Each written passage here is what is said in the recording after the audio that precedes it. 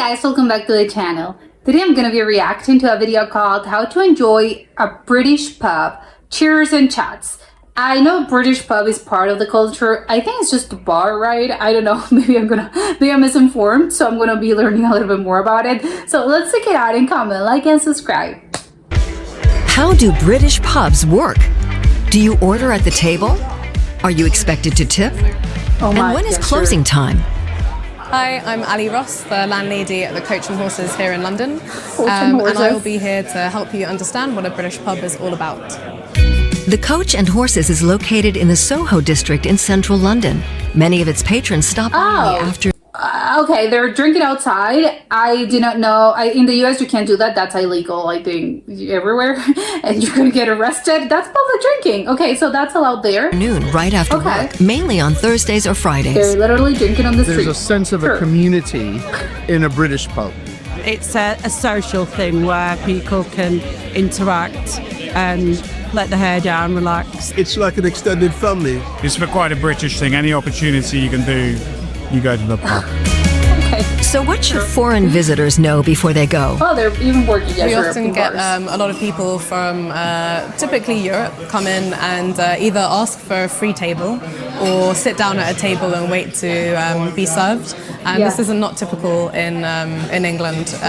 Typically people go straight to the bar and order and then go to a table. But what to order?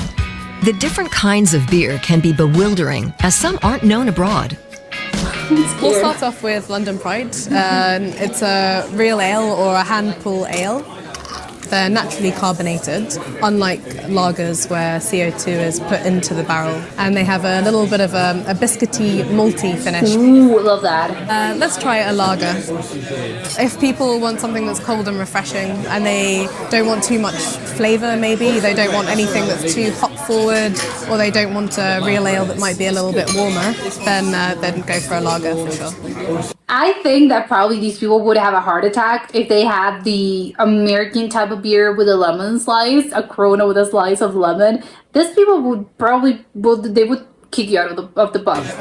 So here we have cider, a drink made from apples, the pressing and the fermentation of apples. You're drinking pints over ice. A lot of the time people like it really super cold. Something that's very popular at the moment is Guinness. Hold on. It's over ice? I've never heard of that. I've always had, cold cider, but never with ice. That seems weird to me. It is from Dublin, of course. The flavour is quite mellow for a stout, and the texture is a little creamy, so it's actually quite pleasant on the palate. I love that. Beer is always ordered by the pint. 1 pint is just over half a litre. How many do folks typically drink? Somewhere between 6 and 10, probably. A few, but not too many. You need to know your limits, I suppose. Yes. I can be a power drinker when I want to, or I can just have a couple, like today. 7 or 8 pints, and then go for dinner somewhere. Here are some do's and don'ts when ordering at the... I'm sorry, if I'm having 7 pints of beer, I'm not going to dinner later. I'm going straight home. I'm going to be sleeping. What? You definitely don't want people waving in your face. It can be quite rude, actually. Especially the waving of a card or money or something. So, yeah, just wait patiently for your turn. And people are usually quite respectful of this in the pub. And here's another tip. You can't just go... Actually, I think that's really different, because I think sometimes you're just gonna wave your money as in, hey, please give me my drink, and apparently that's rude over there. And buy a drink for yourself. If you're in a group of people, you offer to buy around. And if you don't, that stays with you for a long time. Oh, yeah. You're remembered as the person who doesn't do that. Yeah, and you're known as cheap and it's bad. Love that, yeah, sure. Britain boasts around 45,000 pubs, many with a long and storied past. In London, John Warland of Liquid History Tours shows visitors these pubs and explains their functions in British society. The need for warmth, shelter, food, companionship as a meeting place is probably 2,000 years old in the format we know today. A lot of the pubs we visit are probably of a Victorian era when they probably hit their heyday. So that kind of stems from the mid-1800s. Yeah. Pub is short for public house, meaning a place that's open to everybody. That's what it means? The best thing about a pub is it's welcome to everyone. Young, old, rich, poor. You could be the CEO of a finance bank, or you could be a guy who's been cleaning the streets. for anybody who can walk through the door, pay for the price of a humble pint of beer, you can share the same space. Oh, I like that. Also typical It's for a British equalizer. pub, many of the regulars live nearby and the atmosphere is informal. That's also reflected in the decor. So typically in Was there a baby there? There's a pretty big thing. Well, again, just depends, but I think in the US, some people do not bring their babies into bars because it's seen as, oh my god, you're bringing a baby there. British pubs, Just depends on you'll the person, find a lot but of wood, sometimes. and then a mixture of textures as well. So like here, we've got an Axminster carpet. What is that? And the carpet sort of adds elements and an extension of the home, somewhere that's made for comfort. Oh, okay, yeah. And yeah, just a little bit Cozy. more sort of familiarity maybe that you might find from your home. It's true, yeah. Something else to note, in pubs, you generally aren't expected to tip. Not even the bartender? A lot of our regular customers often buy the team drinks, but I think places like America, the tipping policy over there is completely different to how it is here. So if we're offered a drink, then we'll just pop it on their bill, charge them accordingly, and just print the receipt and leave it for later. So we've got just a lot of receipts up there. Anyone who comes to a pub should also know when it's time to go. 20 minutes Closing to time. 11, we'll ring the bell for last orders and shout that out, last orders. And then again at 11 o'clock to mark the final closure, Oh, we'll I ring thought the they were- bell again. Guests aren't It's early. particularly always happy to leave. Obviously, you want to continue the party. But typically they'll, finish up their pints promptly and be on their way. What's it like where you live? Where do you go to socialize? And what do you drink while you're there? Tell us in the comments.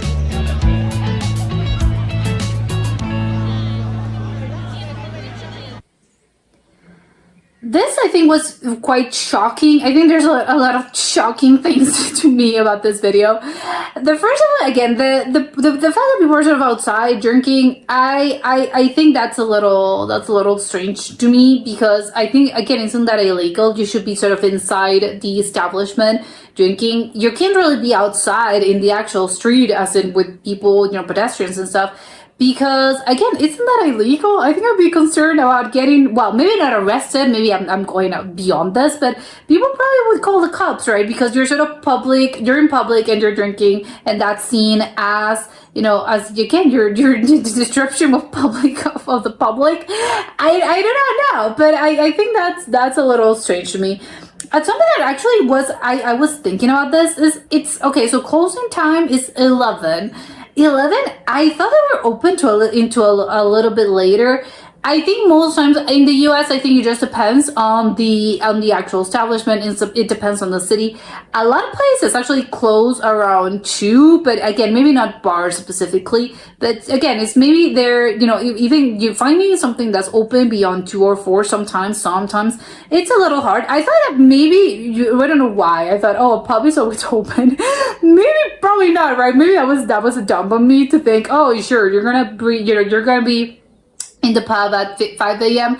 This isn't a nightclub. I think this is just a place for, like they mentioned, I guess I had the wrong idea about what a pub is like. I think, because, and I mentioned it earlier on, I think it was, I think, a British pub is just a bar, and you go and you have drinks and you socialize, and maybe again you go on dates, or you go on friend dates, or again you go on your own because you want to be outside, or you want to have a beer. But it's, in this case, I think it just goes beyond, because I think again, usually I'm thinking, they're technically doing the same thing, but I think the culture is what's different. I think in this case, as in the British pub, I'm going to call it a pub actually, because obviously otherwise it would just be a bar. It's more about the culture, as in we are socializing, like they said. Someone mentioned, a guy said, it's like extended family, because you have, your local pub, and obviously you get to know the bartenders, and you get to know everyone that works there, and you probably meet the regulars as well, and that's how you come across, and you sort of meet, and everyone probably meets each other, and, starts talking to each other, and then that's how you probably create, friends, and you can create meaningful relationships. I think, and again, it's more about the culture, as in we're all together in this, which I really like. Also, something that another person mentioned, it was about them, it doesn't really matter if you have if you're a rich person, or maybe you're a little bit sort of, no, I don't want to say poor, but it's just maybe, again, you're a little bit, tight every month. And it doesn't really matter. It's not as if those people, because, again, the whole, you're not going to visit sometimes. And I think that there's a line, and I always say it's not as in an actual line, but I think sometimes you get the sense of course, I wouldn't go to this fancier bar or this fancier sort of place, because again, it's probably more expensive, and that's where, the rich people go. And if you don't want to sort of, mingle around in that, with that group of people, you probably go somewhere else, right? And I think that's, again, probably it would be seen, the opposite would be seen as a little snobbish, but sometimes it happens as well, right? I think probably, again, if you have, you're in an upper tax bracket, to put it gently, sometimes, again, people are, I don't want to go to that place, to that bar, because it's just a cheap bar. And obviously you're not going to go to a cheap bar, but it's just, it's not really the vibe that you're looking for. But what you're looking for is something fancier. I like the idea that, no, in this case, the traditional pub is open to everyone, and you're going to find, very rich people, like he said. Maybe there's, the CEO of a company, or, someone with a real, maybe not the CEO, but again, someone with a really high, he works at a bank, and then you have someone which is very blue collar worker, and they're going to meet at the same pub. It's not as if, there's a little line there, it's really not my vibe, because sometimes these kind of things happen. And it's not an outright spoken thing, as in they're not going to deny entry to you, or it's not something that you're going to be seeing as, no, it's just something that you get that, when you're there, you maybe don't feel comfortable, because again, you're taking a look around, who's surrounding you, and you're sort of, this isn't really my crowd. So I like the idea of this, British pub is open to everyone. Everyone sort of joins here, and everyone, also, everyone that basically every resident of this town, or of every city, can sort of get together here, and where it's a sense of community without feeling, those barriers of, you're maybe from another place, or maybe you do hard, you have a really good job. No, it doesn't really matter. It's just a great equalizer. Everyone's here to enjoy the community and to have a sense of belonging somewhere, which I really love. I think the US could probably need more spaces like this. Something that I also found, because they didn't really mention this, and I want to know, but I think probably that's not really the case, because can you order some other drinks in the pub? Because I think that's also really the main difference in a bar. Sometimes if you're like in a dive bar, which are probably the ones that I would liken more to a British pub, again, and sometimes that's the thing, right? Sometimes what to order depending on the place, and can I get a little bit fancier with my order? Can I have a martini? Can I order, I don't know, some cocktail, a Negroni, I don't know. Sometimes you kind of, it's a fancier place, or sometimes, again, if it's a, I don't want to say, it's just maybe a dive bar, maybe you're just not, you're going to order a beer and that's it, right? It's not that type of bar, it's not that type of establishment. But in this case, as in a British pub, do they only sell beer? Can I order a cocktail? Am I going to be seen as a weird person if I order a cocktail? Or is this outright not sold? No, we don't really sell other types of alcohol. Or maybe they do sort of whiskey and that's it, but not really, and people are not going to have. Or give me a shot of tequila. That's not really a thing, right? But I don't know if it's not really a thing, as in you're going to get, weird looks. Or is it outright, we don't really own bottles of this, we don't have this. I think that would be the main difference that I would like to really, would love to know. And all pubs like this, or are there some pubs that really do offer, no, in case you want a cocktail, we can make those for you, but maybe it's not really the traditional experience, and probably British people are not going to be ordering cocktails.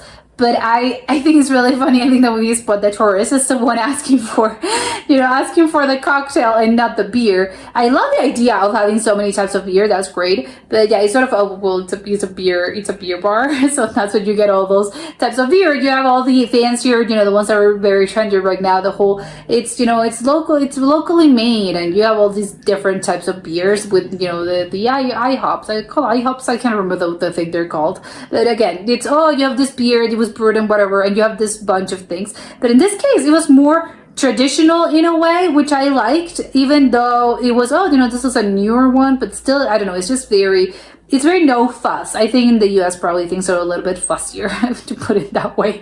And of course, I think the greatest shock to me is just people just drinking outside. I think unless you're in, I don't know, Mardi Gras, I don't know, they're gonna call the cops on you, because why are you drinking outside? That's illegal. But yeah, I really love the idea of just being this place, and you can just join, and you can just be there, and everyone knows each other, and it's lovely. Although I have a really great question, which is, if you want to have a cocktail, or maybe again, because it's very crowded. Well, I don't know. It just depends on the type of bar, because I'm trying to sort of liken them to a bar or something that's more familiar to me. But what happens if you want to go for cocktails? You can't, again, as we already mentioned, you can't really go to a pub and, ask for a cocktail, maybe have, an entree, want to have some drinks. What do I do then? If I'm in England, where do I go then? Are there some other types? No, because there wouldn't be called pubs, right? Or maybe there's a special kind of pub in which the ambiance is a little bit more, I don't know, romantic maybe, or maybe just a little bit fancier, but it wouldn't, you're sort of getting rid of the idea of being a pub, right? Because it's just open for everyone. It's just very, again, traditional. But I want to know what happens if you want to have a cocktail, then where do I go? Very, very interesting questions, I believe. But I think there's also the pint thing that I never really... It's really hard. They say it's more than half a liter, if I understood it correctly. Because I think every time I look at a pint, I'm shocked by how big they are. It's just a really tall drink, and I'm shocked by how these people can really they're not lightweights. It's I can have 5, I can have 6. It's what? And then I go to dinner. It's what? No, I can't. I wouldn't. It's just a lot of liters of beer. So even these beers are just very low grade alcohol. Or man, these people are really, again, my hat's off to you, because I don't think I could do that. They're just really big drinkers, because again, a pint, I would assume a pint is already, one drink's enough for me, thank you. But I don't know, they just really do, maybe that's the thing, right? Because it's a pint and they're used to drinking that amount, it's just normal for them. But no, I think this is not for a foreigner, or maybe again, depends on maybe not the foreigner, it just depends on the person. It's just a lot. I mean, to me, I think a pint is just very big. And you can't really order anything else. I'm saying, do you have a smaller beer? No, they can't. Obviously, you would miss on the traditional pub experience, which again, would love to go, but it's just wow, it's just a very different experience, and I would love to compare it to a normal bar, just to see how it ranks, because again, they look the same, but the more I learn about it, the more I realize it's not really the same thing at all as a bar, and the experience is just very different, even though technically they're kind of the same. But yeah, love it. But that was it for today, and I'll see you soon. Bye!